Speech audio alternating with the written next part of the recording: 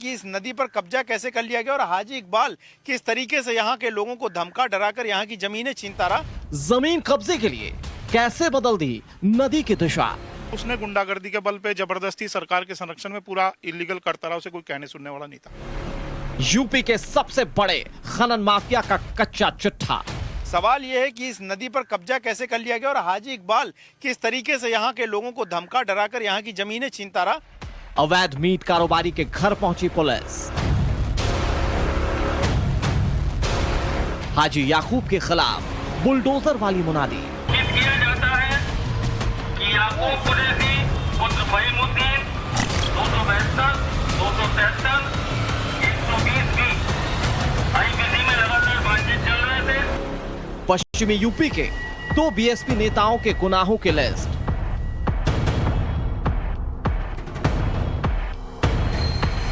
Times now नव भारत पर दोनों हाजी की हिस्ट्री शीट।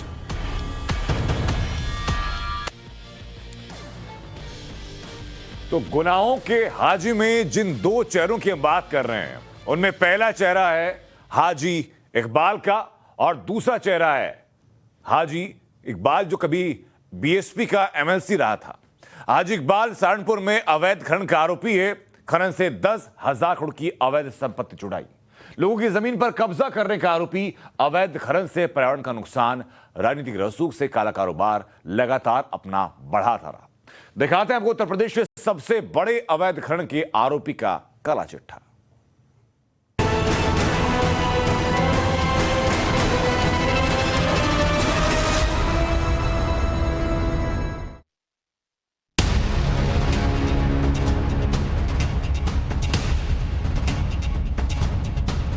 पश्चिमी उत्तर प्रदेश का सहारनपुर जिला, इसकी सीमाएं उत्तराखंड के साथ साथ हरियाणा से भी लगती हैं।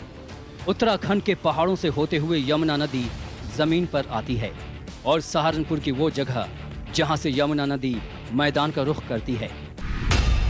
इसी नदी की तलहटी से एक शख्स अवैध खनन के दम पर अकूत संपत्ति का मालिक बन बैठा। इसका नाम है हाजी इकबाल। हाजी इकबाल की पहचान भी जान लीजिए। बीएसपी का नेता है, पूर्व एमएलए रह चुका है, लेकिन इसकी पहचान राजनीति से कहीं ज्यादा इसके अवैध धंधों के कारण है। हाजी इकबाल ने उत्तर प्रदेश में अरबों की संपत्ति खड़ी कर रखी है। यूपी के सबसे बड़े खनन माफिया के काले साम्राज्य का पता लगाने के लिए टाइम्स नाउ नव भारत संवाददाता गौरव श्रीवास्तव पहुंचे सहारनपुर। हाजी इकबाल पर कानून पर शिकंजा कस गया है, लेकिन वो कानून के हाथों से अभी बचता फिर रहा है।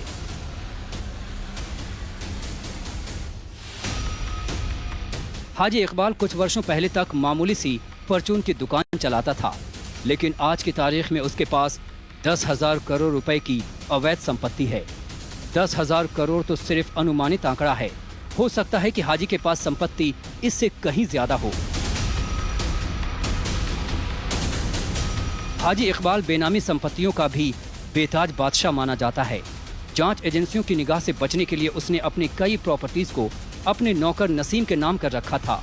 हाजी इकबाल के यहाँ नसीम नौकरी करता था, लोगों को पानी पिलाता था, लेकिन उसके पास 21 करोड़ रुपए की संपत्ति निकली। ये संपत्ति दरअसल हाजी इकबाल की बेनामी संपत्ति थी। सहारनपुर प्रशासन ने हाजी इकबाल की इस बेनामी संपत्ति को कुर्क करने के लिए मुनादी कराई थी, जिसके बाद 2 मई को नसीम की 21 करोड़ की संपत्ति कुर्क कर हाजी इकबाल को बड़ा झटका दिया था। प्रशासन को सिर्फ 21 करोड़ की संपत्ति का पता है, लेकिन टाइम्स नाउ नव भारत ने हाजी इकबाल की ऐसी कई संपत्तियों को ढूंढ निकाला जिस पर शायद प्रशासन की निगाह नहीं गई।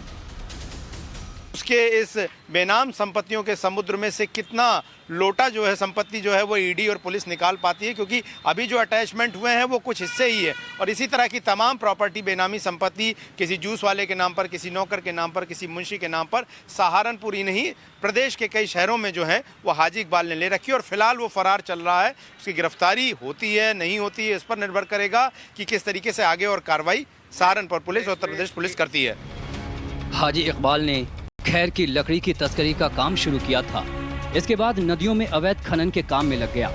हाजी इकबाल 2 कंपनियां खड़ी की, अपार माइंस और सहारनपुर माइंस, इन कंपनियों को राजनीतिक कृपा से नदियों के खनन का काम मिलने लगा। सिर्फ सहारनपुर में ही नहीं बल्कि पूरे यूपी में नदियों से खनन का ठेका एक वक्त में हाजी इकबाल के नाम था। इन्होंने माइनिंग तो की है और भी बहुत अवैध धंधे इन्होंने किए हैं। सत्ता का सुख इनको प्राप्त होता रहा और सत्ता के दबाव में हमारे जैसे लोगों के नामों का दुरुपयोग होता रहा। कितने करोड़ रुपए का लगभग फर्जीवाड़ा सिर्फ खनन में किया होगा? देखिए, इसका तो अंदाजा लगाना बहुत मुश्किल है, क्योंकि उसकी दहशत इतनी थी, जो कोई बोलता था उसकी तुरंत FIR हो जाती थी।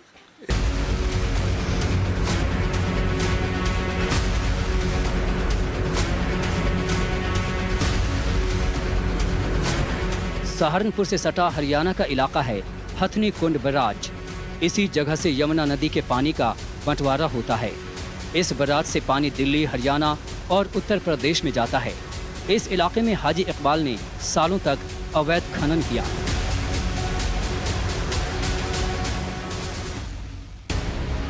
अवैध खनन से हाजी इकबाल रोजाना 2 से 5 करोड़ कमाता था। हाजी इकबाल के अवैध खनन की कहानी हम आपको दिखाना और समझाना चाहते हैं कि किस तरीके से यमुना नदी के हथनी कुंड बैराज से चंद मीटरों की दूरी पर किस तरीके से अपने सत्ता के संरक्षण के वक्त उस आदमी ने यमुना के आसपास के इलाके में इतने बड़े बड़े गड्ढे कर दिए। हम एक ऊंचाई पर टीले पर खड़े हैं और आप ये जो बड़े बड़े गड्ढे देख रहे हैं, यहाँ पर दरअसल काफ़ी मात्रा में खनिज और जो पत्थर होते हैं वो होते थे। और यहाँ पर जैसे आप वो क्रशर देख रहे हैं, उस तरह की क्रशर मशीनों का इस्तेमाल करके इन पत्थरों को निकाला जाता था। और आप देखिए कैसे इस पूरे इलाके में अवैध खनन करके इस पूरे इलाके को गड्ढा कर दिया गया। यमुना नदी से चंद मीटर की दूरी पर अवैध खनन के कारण 50 फीट गहरा गड्ढा हो गया। ये गड्ढे हाजी इकबाल के अवैध खनन की कहानी बताते हैं। हाजी इकबाल को पट्टा मिला है 2 किलोमीटर दूर। उसके नाम तो नहीं था, लेकिन उसके भाई उसके नौकर चाकरों के नाम पट्टे करवाता था वो अपने। और उसके बाद वो खुदाई करता था पूरा, किसी की भी जमीन हो, चाहे ग्राम समाज की जमीन हो, चाहे किसी की अपनी निजी जमीन हो, लेकिन वो जबरदस्ती गुंडागर्दी के बल पे खुदाई करवाता था। कोई उसे रोकने वाला नहीं था। अगर कोई उसे रोकने की बात करता था, उसके खिलाफ कहीं एप्लीकेशन वगैरह लगाता थाने कचहरी में, तो उसके खिलाफ वो झूठे मुकदमे करवा के उसको जेल डलवा देता था, धमका डरा देता था। हाजी इकबाल पर अवैध खनन के साथ साथ जमीनों पर अवैध कब्जे का भी संगीन इल्जाम है। सहारनपुर में कोर्ट रोड पर प्राइम प्रॉपर्टी RJ सिनेमा की जमीन को हाजी इकबाल ने इस बेनामी प्रॉपर्टी को खरीदा। डॉक्यूमेंट के मुताबिक 3700 गज वाली 70 करोड़ की प्रॉपर्टी मनी लॉन्ड्रिंग करके खरीदी गई। ये प्रॉपर्टी नौकर रंजन के नाम पर ली गई, जो कि हाजी की 12 कंपनियों में निदेशक है। ये सहारनपुर में ये पहले RG पैलेस कहा जाता था। ये वन ऑफ द सहारनपुर की बेस्ट प्रॉपर्टी हुआ करती थी। इसको हाजी इकबाल ने लिया और अपनी शेल कंपनी, जो कि बेनामी संपत्तियों में आती हैं, उसमें इसमें एक कलकत्ता का आदमी है अरविंद करके, जिसकी जूस की ठेली है, उसके नाम पे इस संपत्ति को लिया गया। और उसके बाद जब संपत्ति पे कब्जा किया गया, जब इसको तोड़ा गया, तो मेरे जो पीछे आप घर देख रहे हैं, उसकी दीवार तोड़ के जो उसका बेटा है आलिशान, उसने हमारे घर पे भी कब्जा करने की कोशिश किया। और जब हमने उसको कहा कि भाई ये क्या कर रहे हो, तो उसने यही कहा, कहते हैं कि सरकार हमारी है, हम कुछ भी कर सकते हैं, आपको घर खाली करना पड़ेगा। अमित सिंघल की जमीन भी हाजी इकबाल ने कब्जाने की कोशिश की, डराया और धमकाया। इतना ही नहीं, पिछली सरकारों में सुमित की सुनवाई भी नहीं हुई। अब योगी सरकार में उनकी शिकायत पर पुलिस एक्शन ले रही है। हाजी इकबाल है, ये जनपद सहारनपुर और आसपास का बहुत बड़े लेवल का खनन माफिया है। ईडी ने भी करीब इसकी 1100 करोड़ की संपत्ति को सीज कर रखा है। अभी कुछ दिनों पहले 50 करोड़ का पोल्यूशन कंट्रोल बोर्ड की क्षेत्रीय यूनिट द्वारा इनके खिलाफ फाइन भी लगा था। उसके अलावा गैंगस्टर एक्ट की कार्रवाई भी हाजी इकबाल और उसके गैंग के 5-6 लोग हैं, उनके खिलाफ गैंगस्टर एक्ट की कार्रवाई की गई है। सहारनपुर में ये है ग्लोकल यूनिवर्सिटी। इस यूनिवर्सिटी को बनाने के लिए 65 हेक्टेयर ग्राम सभा की जमीन हाजी इकबाल ने हड़पी। इस यूनिवर्सिटी के लिए हाजी इकबाल ने कुदरत से खिलवाड़ किया। अपनी यूनिवर्सिटी के लिए हाजी इकबाल ने एक बरसाती नदी की दिशा ही बदल दी। टाइम्स नाउ भारत के पास साल 2009 और 2022 की सैटेलाइट इमेज है। इस इमेज से आपको साफ पता चलेगा कि कैसे एक नदी का रास्ता अब बंद कर दिया गया है। सहारनपुर की बेहट तहसील में हम हैं और जिस जगह पर हम खड़े हैं, दरअसल यहाँ से एक बरसाती नदी, जिसे यहाँ के स्थानीय लोग चपड़ी नदी के नाम से जानते हैं, वो गुजरती है और जो उधर पहाड़ों की तरफ से आती है और इधर आगे की तरफ जाती है। लेकिन जिस नदी की तलहटी में मैं खड़ा हूँ, अगर इससे आप दूसरी तरफ देखेंगे तो यहाँ पर आपको मेरे दूसरी तरफ जो है वो हाजी इकबाल की लोकल यूनिवर्सिटी का कैंपस दिखाई देगा। अब आप समझिए कि जिस जगह से नदी गुजर रही हो, उसी जगह नदी के रास्ते पर जमीन पर अवैध कब्जा करके हाजी इकबाल ने इतनी बड़ी यूनिवर्सिटी खड़ी कर ली। हाजी इकबाल ने इतनी जमीनें कब्जा कैसे कर ली यहाँ पर? जी इन्होंने कर रखे थे दलाल टाइप के लोग खड़े, दलाल वो आगे की जमीन खरीदते थे मेन रोड की, और पिछली जमीन को जो है कह देते कि हेलीकॉप्टर लेकर आओ जब जाइयो तुम अपने खेत में, वो फंसी को देते थे जमीन, वह आधारी सदारी जितनी भी बेचते थे वो उस जमीन को। अच्छा। और जी कुछ ग्राम समाज जो 30 में जमीन में वो उन्होंने नहीं दी, गरीब लोगों को इन्होंने अपना कब्जा करा इस पर। तो ये जहां हम खड़े हैं ये नदी का रास्ता है? ये नदी का है जी। सिस्टम से हाथ मिलाकर हाजी ने नदियों को छलनी करना शुरू कर दिया। अब योगी सरकार में केवल हाजी इकबाल धीरे धीरे बेनकाब हो रहा है और उसके अवैध धंधों में शामिल लोगों पर भी शिकंजा कस रहा है। ये इस लोकल यूनिवर्सिटी के ज्यादातर कोर्सेज को मान्यता तक प्राप्त नहीं है और यहाँ से पढ़े तमाम जो छात्र हैं वो कई बार इच्छा मृत्यु तक की मांग कर चुके हैं। अब सवाल यही है कि एक एक करके हाजी इकबाल के साम्राज्य की तमाम तस्वीरें जो हैं वो निकल कर सामने आ रही हैं, चाहे वो लकड़ी के तस्करी से हो या अवैध खनन से लेकर तमाम बेनामी और फर्जी कंपनियां खड़ी करने को लेकर। वीडियो जर्नलिस्ट राधाकृष्ण के साथ मैं गौरव श्रीवास्तव, टाइम्स नाउ भारत, सहारनपुर। हालांकि हाजी इकबाल की संपत्ति का सही अंदाजा प्रशासन को नहीं है, क्योंकि उसने कई संपत्तियां अपने नौकरों या अपने रिश्तेदारों के नाम से रखी। टाइम्स नाउ भारत से गौरव श्रीवास्तव ने सहारनपुर में पड़ताल की तो पता चला कि गरीब किसानों को भी हाजी इकबाल ने अपना शिकार बनाया है।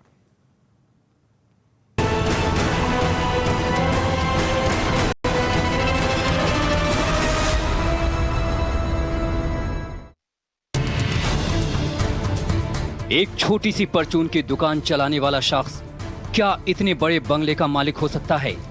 क्या एक छोटी सी दुकान चलाने वाला पॉश इलाके में कई बंगले खड़ा कर सकता है? ये जादू कर दिखाया है सहारनपुर के पूर्व बीएसपी एमएलसी हाजी इकबाल ने। यूपी का सबसे बड़ा खनन माफिया हाजी इकबाल कभी एक छोटी सी दुकान चलाता था, लेकिन आज की तारीख में वो करीब 10,000 करोड़ की संपत्ति का मालिक है। सहारनपुर की बेहट इलाके की गली में आज भी उसकी दुकान मौजूद है। अब उसने दुकान को सिर्फ 1,000 महीने के किराए पर किसी दूसरे को दे रखा है। सहारनपुर के बेहट की इस तेलियों वाली गली में ही, इन तंग गलियों में ही हाजी इकबाल जो है वो एक परचून की दुकान चलाता था। वो परचून की दुकान जो है वो अभी भी मौजूद है, लेकिन फिलहाल तो हाजी इकबाल जो है वो फरार है और अरबों करोड़ों की संपत्ति, बेनामी संपत्तियों का मालिक, 111 ज़्यादा सी कंपनियों में का मालिक हाजी इकबाल जो है इसी दुकान पर बैठा करता था। और इसी दुकान से शुरू करके उसने सबसे पहले खैर की लकड़ियों की तस्करी का काम शुरू किया और जब वो अवैध खनन के कारोबार में घुसा तो उसने अरबों के वारे न्यारे कर दिए और यही वजह है कि आज उसके पास अकूत संपत्तियों का एक पूरा जखीरा है। ये दुकान, माता जी, ये दुकान हाजी इकबाल की है? हाँ, ये हाजी इकबाल। आप किराए पे ले रखी हैं? हाँ जी, कब से है आपके पास किराए पे? ये तो हम भी काफी दिन से रहे, 17-18 साल थे। अच्छा अच्छा। हाँ। तो उसके पहले वही दुकान चलाते थे? हाँ, उससे पहले नहीं चलाते। उसके बाद वो आए कभी मिलने आपसे? ना, मैं नहीं आते। कितना किराया लेते आपसे? 1,000 रुपए ले। 1,000। इन्हीं गलियों में रहने वाले हाजी इकबाल ने अवैध खनन और अवैध कब्जे से सहारनपुर के पौष इलाके में एक नहीं बल्कि 4-4 कोठियां खड़ी कर ली। टाइम्स नाउ भारत आपको एक एक करके हाजी इकबाल की संपत्तियों का नेटवर्क दिखा रहा है। इस वक्त हम जहां खड़े हैं ये सहारनपुर जिले में जिला अधिकारी निवास के पीछे की भगत सिंह कॉलोनी है। मेरे पीछे आप जो मकान देख रहे हैं वो उस कोने से, जनरेटर से शुरू होकर और इस कोने तक ये मकान आता है। ये मकान भी जो है वो हाजी इकबाल का है। इसके अलावा फिर हम दूसरे मकान पर पहुंचते हैं। ये देखिए काफ़ी बड़ी कोठी जो है यहाँ पर बनी है और करोड़ों रुपए इसकी कीमत है। देखिए अतिक्रमण भी कर रखा है यहाँ पर, क्योंकि रसूख था तो ज़मीन कब्जा करना तो बड़ी बात है, छोटी बातें अतिक्रमण की भी आपको यहाँ नज़र आ रही। फिर उसके बाद जो आप ये बिल्डिंग देख रहे हैं जिसमें ये लॉक लगा हुआ है, ये लॉक बताया जा रहा है कि जो ग्लोकल यूनिवर्सिटी वो चलाता है बेहट इलाके में, जिसमें तमाम फर्जी डिग्रियाँ बांटी जाती हैं, उस ग्लोकल यूनिवर्सिटी का ये ऑफिस हुआ करता था। अभी फ़िलहाल जो है ये बंद है। और इसके बाद तीसरी प्रॉपर्टी भी हम आपको दिखाने की कोशिश करेंगे हाजी इकबाल की, तो मैं आपको दिखा रहा हूँ। इसमें भी ताला लगा हुआ पड़ा है। ये काफ़ी बड़ी संपत्ति यहाँ पर आप देख रहे हैं, ये भी ताला लगा हुआ, ये भी हाजी इकबाल की संपत्ति बताई जाती है। किसके नाम की, ये जांच का विषय है। लेकिन ये ज़रूर पता लगा है कि अगर आप देखें तो यहाँ पर बहुजन समाज पार्टी के अंदर आप अगर देखें तो छोटे छोटे से बिल बोर्ड्स लगे हुए हैं, वहाँ पर आपको चिपके हुए दिखाई दे रहे होंगे। तो ये जो पूरी इतनी बड़ी प्रॉपर्टी है, ये भी हाजी इकबाल की बताई जाती है। ये कुछ संपत्तियां हैं जिन्हें हाजी इकबाल ने अवैध कमाई से खड़ी की हैं। लेकिन हाजी इकबाल सिर्फ अवैध खनन ही नहीं करता, वो लोगों की संपत्तियों पर अवैध कब्जा भी करता था।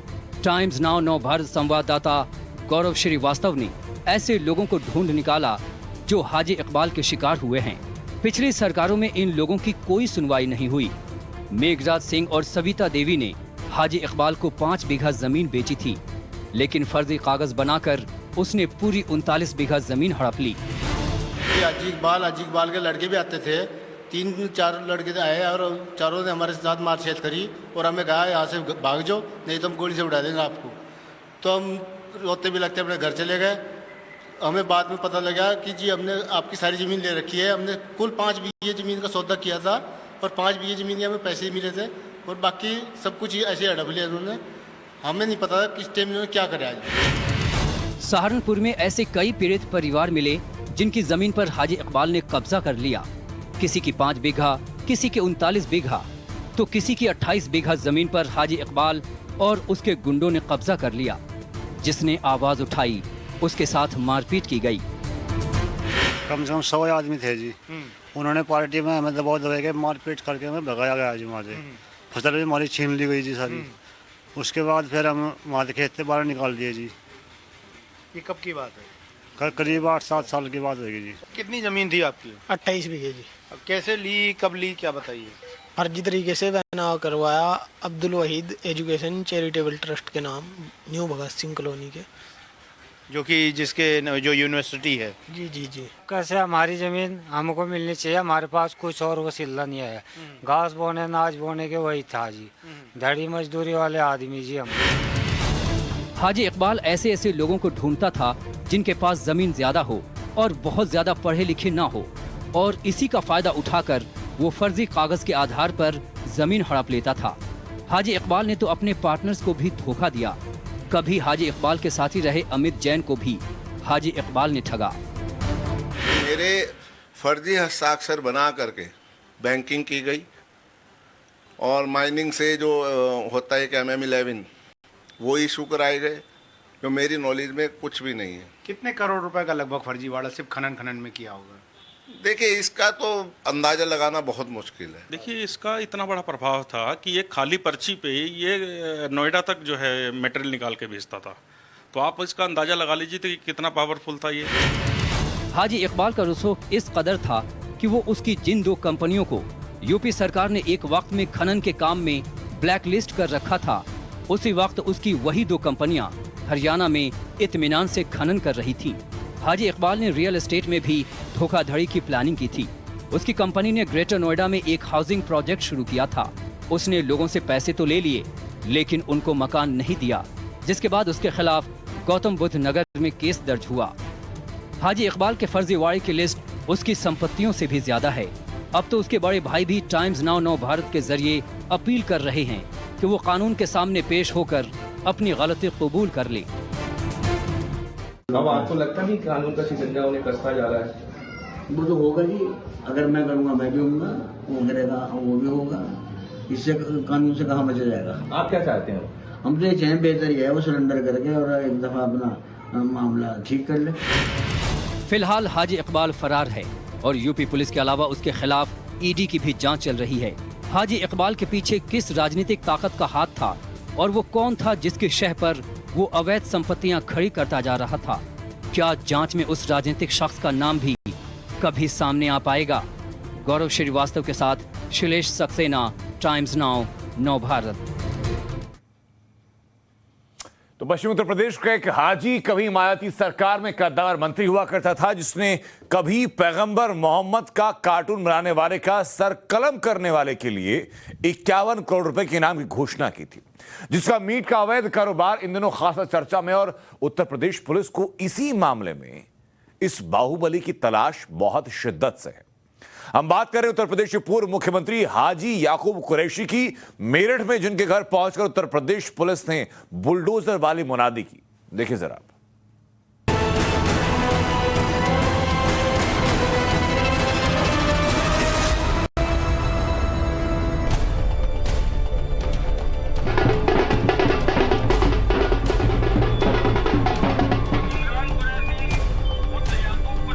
मेरठ की तंग गलियों में ढोल नगाड़े बज रहे हैं। यूपी की पुलिस ढोल नगाड़े बजाने वालों के साथ साथ चल रही है। ढोल नगाड़े बजाकर मुनादी कराई जा रही है। पूरी गली में मुनादी सुनकर मजमा लग चुका है। हर कोई हैरान परेशान है कि ये मुनादी किसके लिए कराई जा रही है। तो ढोल नगाड़े बजने के चंद सेकंड बाद ही माइक से एक आवाज आती है जो तस्वीर को पहले से ज्यादा साफ कर देती है। फिरोज कुरैशी पुत्र याकूब कुरैशी, जिसके लिए ये मुनादी कराई जा रही है। पुलिस ने मोहल्ले में घूम घूम कर उस शख्स का नाम लेते हुए सरेंडर कर देने तक की चेतावनी दी। सूचित किया जाता है कि याकूब कुरैशी पुत्र फहीमुद्दीन, श्रीमती संजीदा कुरैशी पत्नी याकूब कुरैशी, इमरान कुरैशी पुत्र याकूब कुरैशी, फिरोज कुरैशी पुत्र याकूब कुरैशी, जो थाना खरगोदा के मुकदमा अपराध संख्या 131/22, धारा 417, 269, 270, 272, 273, 120 भी आईपीसी में लगातार बातचीत चल रहे थे, छुप रहे थे। एनडीडब्ल्यू जारी किया गया, उसके बाद भी उन्होंने ना तो सरेंडर किया है ना गिरफ्तारी हुई है। लगातार छुपने के कारण माननीय न्यायालय ने धारा 82 सीआरपीसी के अंतर्गत उद्घोषित अपराधी घोषित किया है। जी हाँ, बिल्कुल सही सुना आपने। ये मुनादी मेरठ में यूपी के दिग्गज नेता और मीट कारोबारी हाजी याकूब कुरैशी के लिए कराई गई। वही याकूब कुरैशी जो बीएसपी सरकार में कभी मंत्री थे, मायावती के करीबी नेता थे, जिनका पश्चिमी यूपी में मीट का कारोबार है। और इसी अवैध कारोबार में वांछित चल रहे हाजी याकूब को वार्निंग देने के लिए यूपी पुलिस उनके घर मुनादी करने पहुंच गई। तब से मुकदमा पंजीकृत है। इसमें जो अभियुक्त हैं हाजी याकूब कुरैशी और उनकी वाइफ और उनके दोनों लड़के, वो ना उन्होंने कोर्ट में सरेंडर किया है, ना ही किसी तरह से विवेचना में सहयोग कर रहे हैं। इनके खिलाफ जो है ऑनरेबल कोर्ट से एनडीडब्ल्यू जारी कराए गए। उसके बाद इनके खिलाफ सेक्शन 82 के तहत जो है ऑनरेबल कोर्ट ने आदेश पारित किया है, उसी के अनुसार आज कार्रवाई करी जा रही है। हाजी याकूब कुरैशी पर यह मामला क्या है? क्यों वो अचानक से यूपी पुलिस के रडार पर आ गए? आखिर ये क्यों कहा जा रहा है कि हाजी याकूब कुरैशी के खिलाफ यूपी पुलिस की ये मुनादी असल में बुलडोजर वाली मुनादी है? ये जानने से पहले याकूब कुरैशी के खिलाफ पुलिस की एक और कार्रवाई आपको देखनी चाहिए। ये मेरठ में हाजी याकूब कुरैशी का घर है, जिसके बाहर यूपी पुलिस ने नोटिस चस्पा कर दिया है। किठौर थाना पुलिस फोर्स के साथ याकूब कुरैशी के घर शोहराब गेट स्थित सराय बहलीम पहुंच गई और उनके घर पर कुर्की का वारंट चस्पा कर दिया। हापुड़ रोड पर याकूब कुरैशी की मीट फैक्ट्री है, जिसका नाम अल फहीम मीटेक्स प्राइवेट लिमिटेड है। इस फैक्ट्री पर आरोप है कि यहाँ अवैध प्रोसेसिंग प्लांट चलाया जा रहा था, जिसमें पहले ही 2 लोग गिरफ्तार किए जा चुके हैं। इसके अलावा याकूब कुरैशी, उनकी पत्नी संजीदा बेगम, बेटे इमरान और फिरोज भी नामजद हुए थे। मामला दर्ज होने के बाद से ही याकूब कुरैशी परिवार समेत फरार हो गए, जिनकी तलाश में पुलिस की लगातार दबिश जारी है। चस्पा किया गया है, मुनादी करी गई है। इसके बाद भी अगर सहयोग नहीं करते हैं, सरेंडर नहीं करते हैं, तो उनके खिलाफ फिर आगे कुर्की कार्रवाई करी जाएगी। पूर्व मंत्री याकूब कुरैशी के बेटे फिरोज उर्फ भूरा की अग्रिम जमानत पर 12 मई को सुनवाई होनी तय हुई है। उससे पहले बुधवार को याकूब के घर का कुर्की वारंट कोर्ट से जारी हुआ। याकूब के मकान का कुर्की वारंट लेकर पुलिस उनके घर पहुंच गई और बाकायदा मुनादी कराकर नोटिस को घर पर चस्पा कर दिया। पुलिस का कहना है कि अगर इसके बाद भी याकूब कुरैशी सरेंडर नहीं करते हैं तो उनकी संपत्ति कुर्क की जाएगी और इसके बाद भी वो सामने नहीं आते हैं तो कार्रवाई इससे भी बड़ी होगी। नईम सैफी, मेरठ, टाइम्स नाउ, नव भारत।